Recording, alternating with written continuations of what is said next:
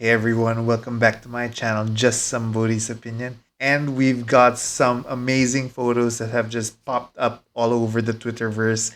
And this is coming from at Weekly Wheel News on Twitter, who got their hands on the upcoming Entertainment Weekly magazine that has a feature spread of the Wheel of Time. And I am so excited just to react and look at these photos with you and just geek out basically. So the first photo that we have is the photo of the Emmonsfield Five. Let's let's take a pause. Just stare at them for a moment. I'm staring at them from my iPad. I can see people who are reacting already and saying, "Oh my God, Moraine's too tall and Rand is too short, and why is Perrin looking like Andre the Giant?" Yes, that's my best impression of people who are complaining. But I am so excited nonetheless. Just seeing Moraine, Rosamund Pike right there in the middle, looking very commanding, and in all her blues. Okay, let's go one by one here. So we've got Rand looking, I guess, Ayeelish, with his red hair and wearing a coat. Basically, my takeaway with the costume design is how I would say Eastern the costumes are looking. Meaning they're not the traditional medieval look. I think that's something that Rafe was talking about, how there are a lot of Eastern influences on the Wheel of Time itself. I mean, the concept of time as a wheel, etc. But basically, even within the costumes. And we've got to remember, right, that the Wheel of Time is our past, our future. Time is a wheel. And so that's why it's so cool to have this concept where it's not exactly medieval, right? It's not exactly our past. It's something future and past.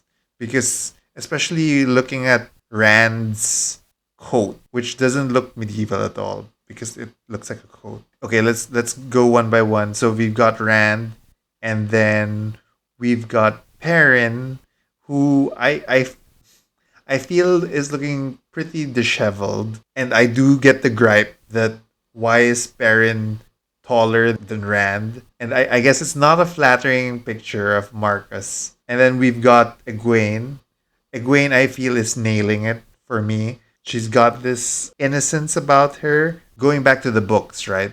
Egwene was this 16-year-old who was trailing after the boys most of the time, but she had her own strong personality. I mean, just the photo is speaking to me as someone with a strong personality and a strong point of view, and who will keep trying to do what she thinks is right. And then we've got Moraine, Rosamund Pike, so beautiful. And then we've got Lan, Daniel Henney. So I'm not so concerned about Lan not having armor. I feel like that makes Lan a bit naked. But I am living for Daniel Henney's Lan here. And then we've got Matt, who is looking extra scuffy. I've seen people saying, "Why does Matt have a beard? Why?" They're on the run. So, and let's get back to Brandon Sanderson's advice to watching the Wheel of Time TV series.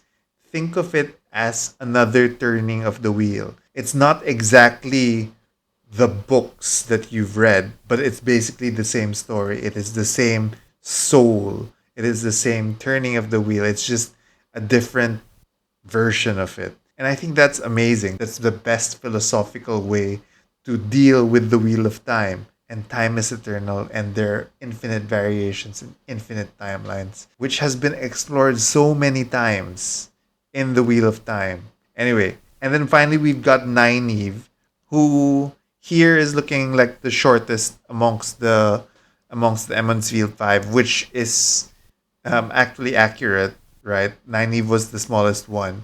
She's definitely bristling with some sort of presence here with that braid. Oh my gosh, the braid.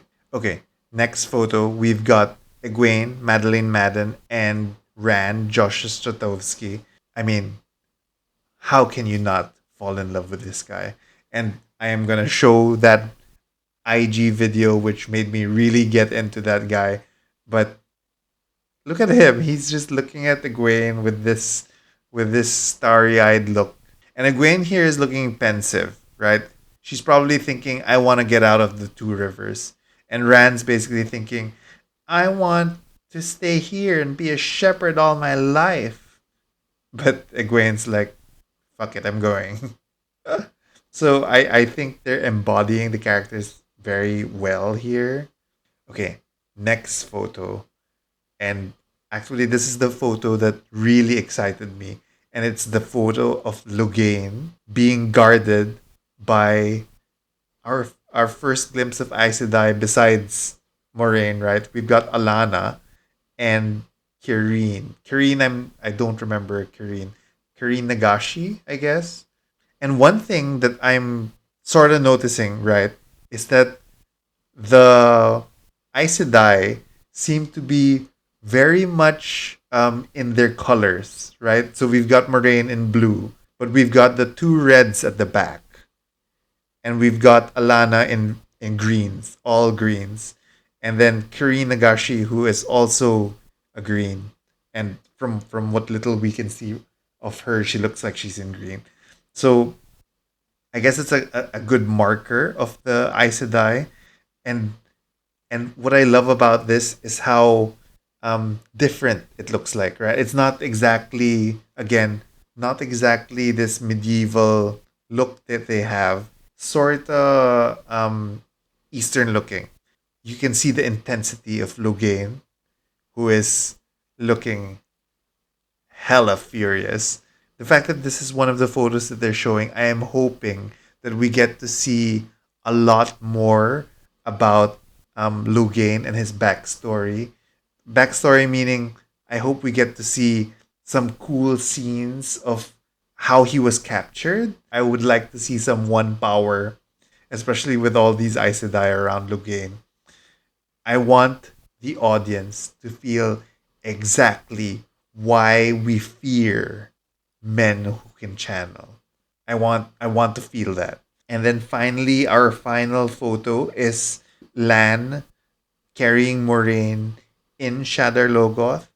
And we've got Mandarb and Aldieb here at the side, which made me more excited than I thought I would be.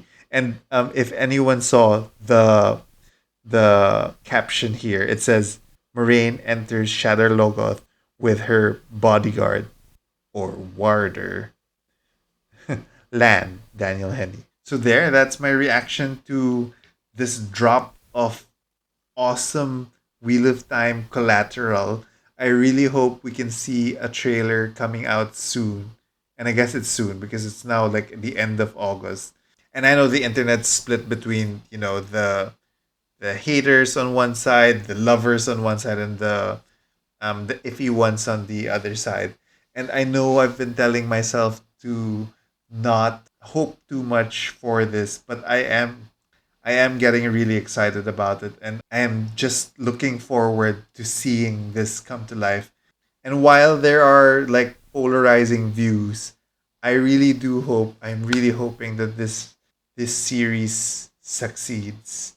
I hope they're able to set their vision as they wanted to. There are so many different types of interpretations, so many different ways that something can be read, something can be put into screen, but this is their vision of the Wheel of Time. We all can have our views of the Wheel of Time, but this is the turning of the wheel specifically to Rafe Judkins' vision of the Wheel of Time. And from all the like Twitter responses that he's been giving, and IG story responses, I think I think we're definitely in good hands. So yeah, I'm super excited to see this come to fruit. Thanks for being with me as I reacted and geeked out. And if you'd like to join me on this journey of mine, please like and subscribe. And let's hope for new material coming soon. Bye bye. Just somebody's opinion.